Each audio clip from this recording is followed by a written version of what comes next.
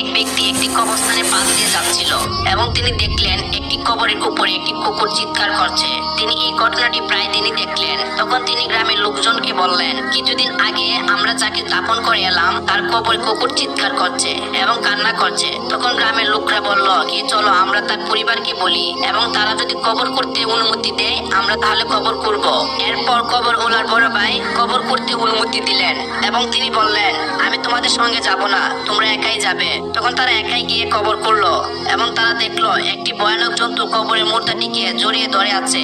এই দৃশ্যটি যখন সবাই দেখলো তখন কোন রকম করে মাটি দিয়ে তারা এখান থেকে তাড়াতাড়ি চলে গেল এবং তার বড় ভাইকে বলল, তোমার ভাইয়ের কবরে এত আযাব কেন হচ্ছে? তখন তার বড় ভাই বলল, আমার ভাই মদ পান করত এবং তার সৎ তামাশা পূরণ করত, তার জন্য এর কবরে এত আযাব হচ্ছে। আল্লাহ সুবহানাহু ওয়া তাআলা আমাদের সকলকে কবরের আযাব থেকে হেফাজতে রাখুন, আমিন।